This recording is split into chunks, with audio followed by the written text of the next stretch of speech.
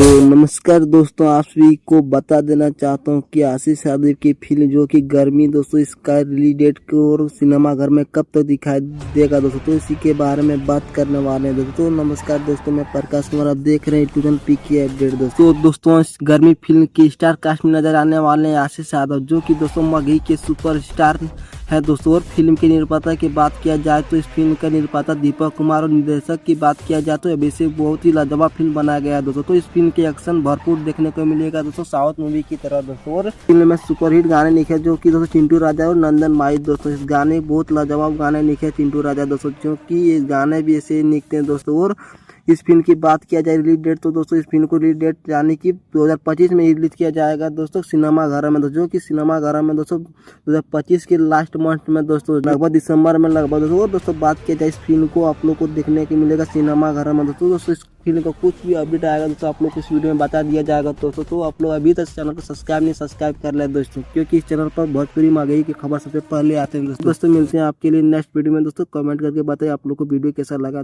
दोस्तों। धन्यवाद।